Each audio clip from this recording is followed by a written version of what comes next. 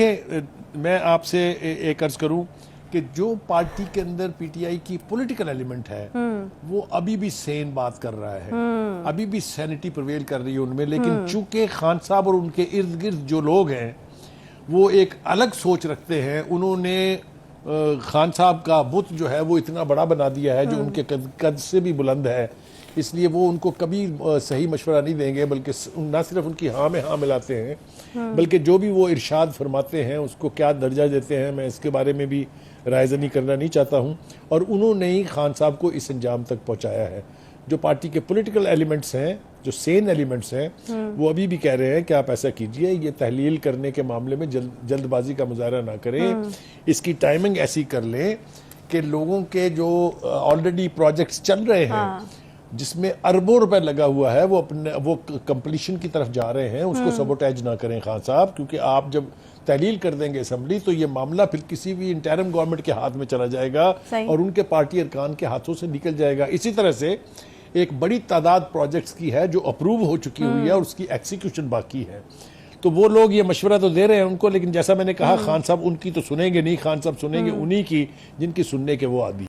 अच्छा बुखारी साहब, एक बड़ा अहम इंटरव्यू जो है वो जरदारी साहब ने भी दिया है, कुछ रूठे हुओं को मनाने की बात की है, फिर उनकी भी बातों से ये नहीं लग रहा कि किसी तौर भी जो है वो भी इलेक्शन के लिए तैयार हैं। वो ये कहते हैं कि ना सियासत के लिए और ना हमें इस वक्त सूट करता है कि जो है वो इलेक्शन में जाया जाए। देखिए, दो तीन काम जो है खान साहब को फौरी तौर पर करने चाहिए। एक तो ये कि पार्टी के अंदर कुछ नाराज अरकान है, कुछ सीनियर अरकान हैं जो साथ छोड़ गए हुए हैं। मेरे ख्याल से खान साहब को लाहौर में बैठ के अपनी पार्टी की रीऑर्गेनाइजेशन की तरफ ज़रूर तवज्जो देनी चाहिए, क्योंकि पार्टी जो है वो हे वायर है।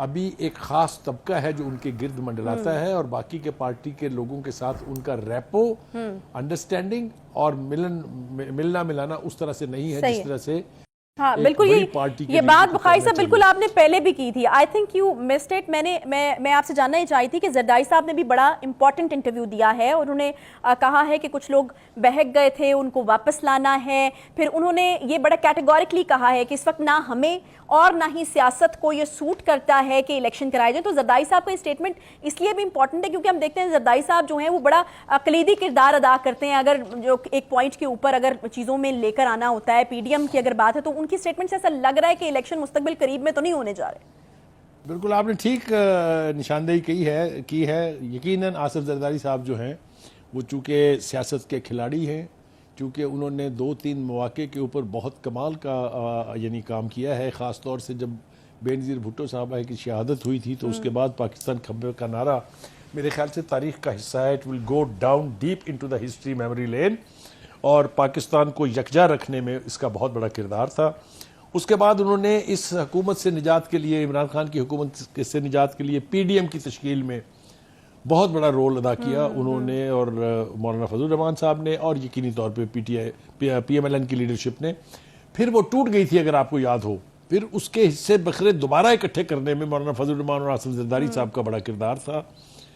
फिर आपको याद होगा कि पंजाब का जो पहला ऑपरेशन आसिफ जरदारी साहब ने किया था जिसके नतीजे में हमजा साहब चीफ मिनिस्टर बने थे, उसके पीछे भी आपको याद हो 6-6 घंटे की मुलाकातें मौलाना फजल अपने चौधरी शुजात साहब से और चौधरी परवेज इलाही से हुई थी और हतमी फैसले तक पहुंच गए थे।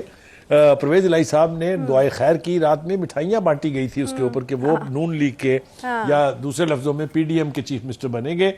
लेकिन रात को वो सोए, सुबह आंख उनकी बनी खाला में खुली। वो एक अलग हकीकत और एक अलग दास्तान है। किसी वक्त उसके ऊपर भी बैठ के बात करेंगे। अभी भी हम सुन रहे हैं ये कि वो नजर आते हैं। जी कंप्लीट कर लीजिए बुखारी साहब। आखिरी थोड़ा सा मुझे मौका दीजिए। आखिरी बात ये करना चाहता हूँ कि अब जरदारी साहब जो है मिशन पंजाब के ऊपर लाहौर तशरीफ ला रहे हैं। ये खतरे की घंटी नहीं है, ये मेरे ख्याल से खतरे की घंटी अगर है तो सिर्फ इमरान खान साहब के लिए है। उनको सोच विचार करनी चाहिए कि पंजाब की सूरत हाल को ऐसे हैंडल करें कि उनकी पार्टी का नुकसान ना हो। अगर तो मौका मिल गया जरदारी साहब को खुल खेलने का तो ये हो सकता है कि असेंबली तहलील होने से कुछ और हो जाए। मैं इसके ऊपर कमिट करना नहीं चाहता अपने आप को, लेकिन जरदारी साहब से कुछ भी नामुमकिन नहीं है। He can do anything.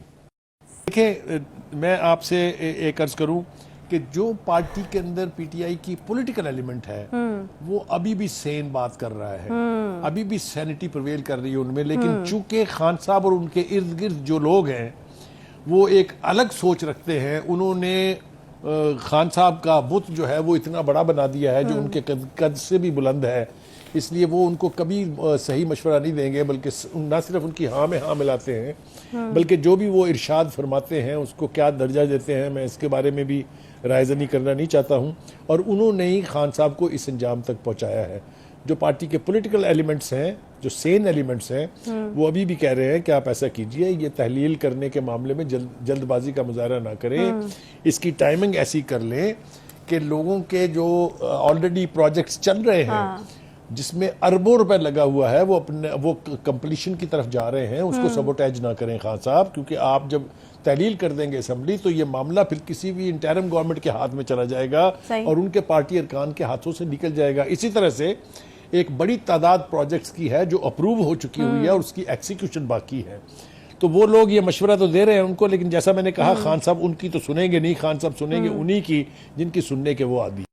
अच्छा बुखारी साहब, एक बड़ा अहम इंटरव्यू जो है वो जरदारी साहब ने भी दिया है, कुछ रूठे हुओं को मनाने की बात की है, फिर उनकी भी बातों से ये नहीं लग रहा कि किसी तौर भी जो है वो भी इलेक्शन के लिए तैयार हैं। वो ये कहते हैं कि ना सियासत के लिए और ना हमें इस वक्त सूट करता है कि जो है वो इलेक्शन में जाया जाए। देखिए, 2-3 काम जो है खान साहब को फौरी तौर पर करने चाहिए। एक तो ये कि पार्टी के अंदर कुछ नाराज अरकान है, कुछ सीनियर अरकान हैं जो साथ छोड़ गए हुए हैं। मेरे ख्याल से खान साहब को लाहौर में बैठ के अपनी पार्टी की रीऑर्गेनाइजेशन की तरफ ज़रूर तवज्जो देनी चाहिए, क्योंकि पार्टी जो है वो हे वायर है। अभी एक ख़ास तबका है जो उनके गिर्द मंडलाता है और बाकी के पार्टी के लोगों के साथ उनका रैपो, अंडरस्टैंडिंग और मिलना मिलाना उस तरह से नहीं है जिस तरह से हाँ बिल्कुल। ये बात बुखारी साहब बिल्कुल आपने पहले भी की थी। I think you missed it. मैं आपसे जानना ही चाही थी कि जरदारी साहब ने भी बड़ा इंपॉर्टेंट इंटरव्यू दिया है और उन्होंने कहा है कि कुछ लोग बहक गए थे, उनको वापस लाना है। फिर उन्होंने ये बड़ा कैटेगोरिकली कहा है कि इस वक्त ना हमें और ना ही सियासत को ये सूट करता है कि इलेक्शन कराए जाए। तो जरदारी साहब का स्टेटमेंट इसलिए भी इंपॉर्टेंट है क्योंकि हम देखते हैं जरदारी साहब जो हैं वो बड़ा कलीदी किरदार अदा करते हैं। अगर जो एक पॉइंट के ऊपर अगर चीज़ों में लेकर आना होता है, पीडीएम की अगर बात है, तो उनकी स्टेटमेंट से ऐसा लग रहा है कि इलेक्शन मुस्तकबिल करीब में तो नहीं होने जा रहे। बिल्कुल आपने ठीक निशानदेही की है। यकीनन आसिफ जरदारी साहब जो हैं वो चूँकि सियासत के खिलाड़ी हैं, क्योंकि उन्होंने 2-3 मौके के ऊपर बहुत कमाल का यानी काम किया है। ख़ास तौर से जब बेनज़ीर भुट्टो साहबा की शहादत हुई थी तो उसके बाद पाकिस्तान खंबे का नारा मेरे ख्याल से तारीख़ का हिस्सा है। It will go down deep into the history memory lane और पाकिस्तान को यकजा रखने में इसका बहुत बड़ा किरदार था। उसके बाद उन्होंने इस हुकूमत से निजात के लिए, इमरान खान की हुकूमत से निजात के लिए पीडीएम की तश्कील में बहुत बड़ा रोल अदा किया उन्होंने और मौलाना फजल रहमान साहब ने और यकीनी तौर पे पीएमएलएन की लीडरशिप ने। फिर वो टूट गई थी अगर आपको याद हो। फिर उसके हिस्से बखरे दोबारा इकट्ठे करने में मौलाना फजल रहमान और आसिफ जरदारी साहब का बड़ा किरदार था। फिर आपको याद होगा कि पंजाब का जो पहला ऑपरेशन आसिफ जरदारी साहब ने किया था जिसके नतीजे में हमजा साहब चीफ मिनिस्टर बने थे, उसके पीछे भी आपको याद हो 6-6 घंटे की मुलाकातें मौलाना फजल अपने चौधरी शुजात साहब से और चौधरी परवेज इलाही से हुई थी और हतमी फैसले तक पहुंच गए थे। परवेज इलाही साहब ने दुआए खैर की, रात में मिठाइयाँ बांटी गई थी उसके ऊपर कि वो नून लीग के या दूसरे लफ्जों में पीडीएम के चीफ मिनिस्टर बनेंगे। लेकिन रात को वो सोए, सुबह आंख उनकी बनी खाना में खुली। वो एक अलग हकीकत और एक अलग दास्तान है। किसी वक्त उसके ऊपर भी बैठ के बात करेंगे। अभी भी हम सुन रहे हैं ये कि वो नजर आते हैं। जी कंप्लीट कर लीजिए बुखारी साहब। आखिरी थोड़ा सा मुझे मौका दीजिए। आखिरी बात ये करना चाहता हूँ कि अब जरदारी साहब जो है मिशन पंजाब के ऊपर लाहौर तशरीफ ला रहे हैं।